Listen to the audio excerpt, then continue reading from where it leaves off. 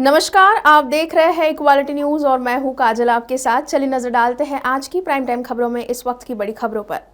महाराष्ट्र के मुख्यमंत्री उद्धव ठाकरे ने महाराष्ट्र दिवस के मौके पर संयुक्त महाराष्ट्र आंदोलन के बलिदानियों को श्रद्धांजलि दी।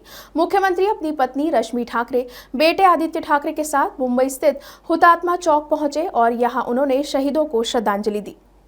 महाराष्ट्र दिवस के मौके पर मुंबई के शिवाजी पार्क में एक कार्यक्रम का भी आयोजन किया गया, जहां मुख्यमंत्री भी हिस्सा लेने पहुंचे। बता दें कि महाराष्ट्र दिवस हर साल 1 मई को मनाया जाता है। 1960 को बॉम्बे रिकॉग्निशन एक्ट के तहत महाराष्ट्र का गठन हुआ था। इस दिन कई अलग अलग कार्यक्रम, भाषण, परेड आदि का आयोजन किया जाता है। 1 मई को महाराष्ट्र में सार्वजनिक अवकाश होता है। उद्धव ठाकरे ने 105 शहीदों को आज स्थापना दिवस के अवसर पर श्रद्धांजलि दी। इसके साथ ही ट्वीट करके उद्धव ठाकरे ने लिखा, महाराष्ट्र धर्म को आगे बढ़ाते हैं, आइए मराठी झंडे को गर्व से लहराते हैं। आप सभी को महाराष्ट्र दिवस और मजदूर दिवस की बधाई।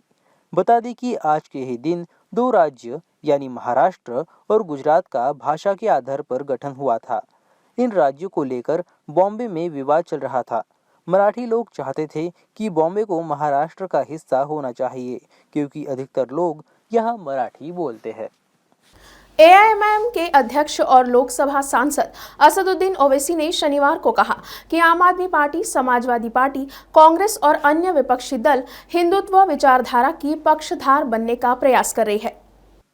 असदुद्दीन ओवैसी ने कहा, आप, सपा, कांग्रेस, मनसे, राष्ट्रवादी कांग्रेस देश में हिंदुत्व विचारधारा की वफादार बनने की कोशिश कर रही है। ओवैसी ने लगातार औरंगाबाद में स्थानीय सांसद इम्तियाज जलील द्वारा आयोजित इफ्तार पार्टी में शामिल होने के बाद ये बात कही। उन्होंने कहा कि अल्पसंख्यक समुदाय के लोगों को निशाना बनाया जा रहा था और सभी सरकारें शांत थी। उन्होंने कहा, आज देश में बेरोजगारी सबसे बड़ा मुद्दा है।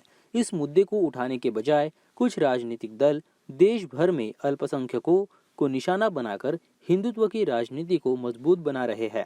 राज्य सरकार को निशाना बनाते हुए ओवैसी ने रमजान, ईद और अक्षय तृतीया जैसे त्योहारों के बीच औरंगाबाद में महाराष्ट्र नवनिर्माण सेना के अध्यक्ष राज ठाकरे की बैठक को अनुमति देने के लिए महाराष्ट्र गृह मंत्रालय की आलोचना भी की है।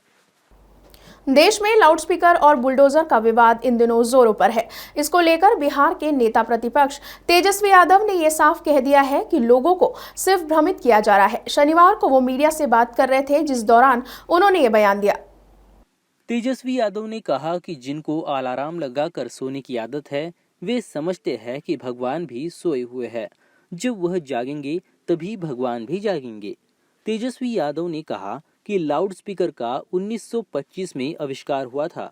1970 के दशक में भारत में लाउडस्पीकर आया तो क्या उससे पहले लोग पूजा नहीं करते थे, लोग प्रार्थना नहीं करते थे? मुद्दों से भटकाने के लिए ये सब बातें बताई जा रही है। बेरोजगारी, महंगाई, शिक्षा जैसे मुद्दे बिहार में भरे पड़े हैं। रोजगार का भरोसा दिया गया, लेकिन उस पर बातें नहीं हो रही।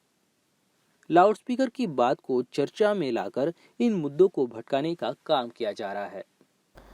जनरल मनोज पांडे ने शनिवार को थल सेना प्रमुख के तौर पर पदभार संभाला। पद संभालने के बाद जनरल मनोज पांडे रविवार को दिल्ली में नेशनल वॉर मेमोरियल गए। वहां उन्होंने शहीदों को श्रद्धांजलि दी। इसके बाद उन्हें साउथ ब्लॉक परिसर में गार्ड ऑफ ऑनर दिया गया। सेना अध्यक्ष जनरल मनोज पांडे ने कहा कि मेरे लिए ये गर्व की बात है कि मुझे थल सेना के नेतृत्व का दायित्व सौंपा जा रहा है, जिसे मैं पूरी विनम्रता से स्वीकार करता हूँ। भारतीय सेना का एक गौरवशाली इतिहास रहा है, जिसने देश की सुरक्षा और अखंडता को कायम रखने के लिए बखूबी कार्य किया है। उसी प्रकार थल सेना का देश निर्माण में उतना ही योगदान है। मैं देशवासियों को आश्वासन देना चाहता हूँ कि भारतीय सेना स्वतंत्रता, स्वाधीनता और समानता पर पूरी तरह प्रतिबद्ध है। मेरी कोशिश रहेगी कि पूर्ववर्तियों द्वारा किए गए अच्छे काम को मैं आगे बढ़ा सकूं। ओलंपिक में 2 बार की पदक विजेता पीवी सिंधु को शनिवार को जापान की अकाने यामागुची ने 3 गेम तक चले मुकाबले में हार झेलनी पड़ी, जिसके बाद इस खिलाड़ी को बैडमिंटन एशिया चैंपियनशिप में ब्रॉन्ज से संतोष करना पड़ा। सिंधु का मैच विवादों से भरा रहा। दरअसल एक गलत अंक दिए जाने पर सिंधु इस मैच में अंपायर से भिड़ गई थी। दरअसल सेमीफाइनल मुकाबले में जापान की अकाने यामागुची के खिलाफ सिंधु ने पहले सेट आराम से 21-13 से जीत लिया था, लेकिन दूसरे गेम में चौथी वरीय सिंधु पर अंक के बीच से ज्यादा समय लेने के लिए एक अंक की पेनल्टी लगाई गई, जिससे रेफरी के साथ उनकी बहस हो गई। इस बहस से लय टूट गई और यामागुची ने मुकाबला बराबरी पर ला दिया।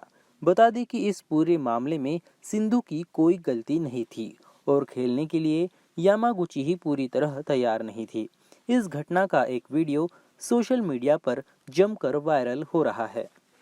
आज की प्राइम टाइम खबरों में इतना ही। फिर होगी आपसे मुलाकात, तब तक के लिए आप देखते रहिए इक्वालिटी न्यूज़। खबरों की और भी जानकारी के लिए आज ही हमारे फेसबुक पेज को लाइक और फॉलो करना ना भूलें। साथ ही हमारे यूट्यूब चैनल को सब्सक्राइब करें।